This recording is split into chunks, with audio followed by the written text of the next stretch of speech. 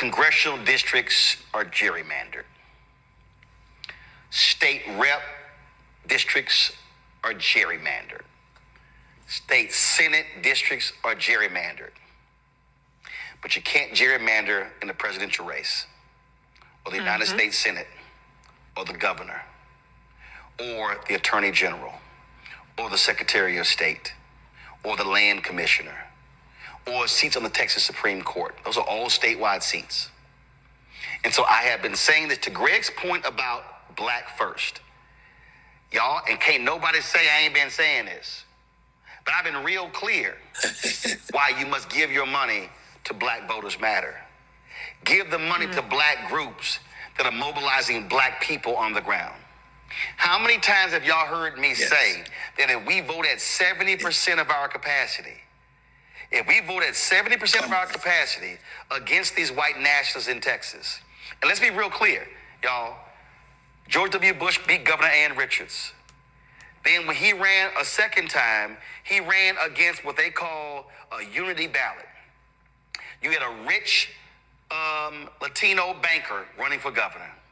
You had a black man who was mayor of Dallas and Ron Kirk running for United States Senate.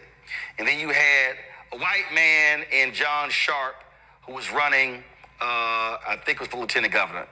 And guess what? They all lost. So they presented this multiracial coalition. And Republicans have controlled Texas politics for the last 25 years. They own it. Every statewide office.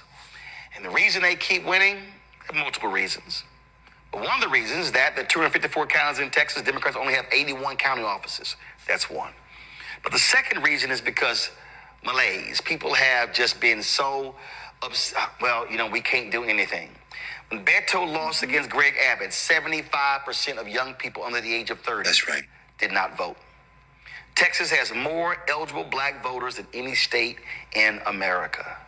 Texas is an unorganized state. It is a state that's not been mobilized. And what I'm saying to black people, if any black member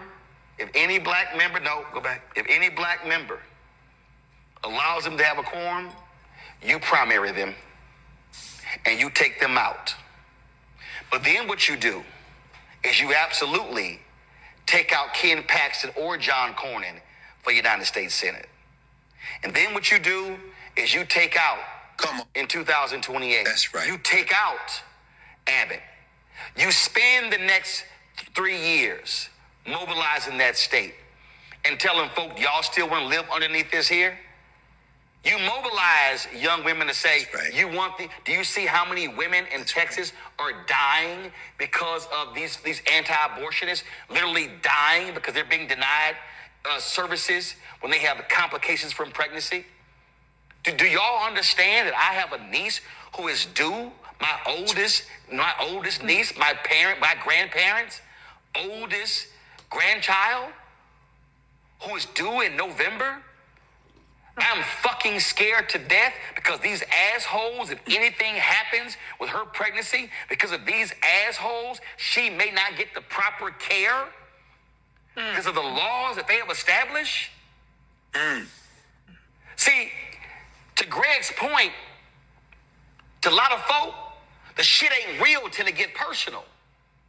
And so earlier today, I was sitting in the chat and some folks were like, man, Roland, I understand, but you want the folks to do this here and do that here, but a lot of us are comfortable. I said, well, God damn it, I ain't comfortable.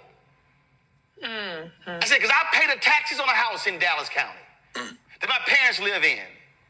And when I go home, and I've got family reunions, and when I sit here, and again, 9 nieces, 4 nephews, when I look at family members who are all in Texas, God damn it, that's blood, sweat that's in that fucking soil. And when I look at people today, give up this easy, when I look at people today, and you tell me that you ran for office to stand and fight for folk, and all you could do is last for 2 weeks, and when I hear Synfronia Thompson, who's a running buddy of mama grandmother, who says, you ain't gonna look for me, I will show you the map to come to my house, Don't tell me you're going to walk back willingly to the state capitol. Don't tell me you're going to sit here and say, well, we're going to go on to that, we're going to go over there and we fight. No, you're not. And if you didn't want to fight, then goddamn it, leave. Let somebody else in that position. Because what we are talking about is a battle that's generational. What we are talking about right now, go to my iPad, the United States Supreme Court is going to reconsider the congressional district in Louisiana, and they literally are going to rule against race-based congressional districts. And I need all of y'all to understand that what is on the ballot is they could wipe out with one goddamn ruling more than 30 black congressional seats. That means right now the Congressional Black Caucus is the largest caucus in the United States Congress, and this Supreme Court could literally wipe out half of the damn Congressional Black Caucus. So don't tell me you're being too emotional. Don't tell me it doesn't matter. Right now they're looking to wipe out Congressman Cleaver in Missouri. They're looking to wipe out Congresswoman Sykes in Ohio. They've already wiped out a black seat in Florida. I've told y'all repeatedly that they want to defund black America. They want to take everything economically, everything politically, academics, business. They want Jim Crow 2.0 to return. And what you had better understand is read a goddamn history book. Because this is exactly what happened after the 1875 decision. This is exactly what happened after Plessy versus Ferguson, when they wiped out black representation in Congress. Go read the speech of that last black Republican who was from North Carolina. The reason the Congressional Black Caucus Phoenix Awards is called that because he said to them, you may wipe us out now, but we're going to rise like a phoenix. Every single one of y'all watching, y'all want to understand why I'm trying to tell y'all, stop sitting here debating this bullshit, LeBron and MJ, and we talk about dance and everything. These white nationalists literally are trying to wipe out every black advancement that we have seen, not since the Civil Rights Movement, but since Reconstruction.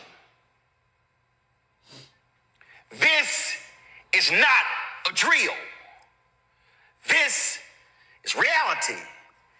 You had better understand, I'm not going to be silent while it happens. And if you are black, if you're unwilling to fight, if you ain't got the spirit of Shirley Chisholm, of being unbought and unbossed, well, get your ass out the way and let some folks in who are ready to do battle.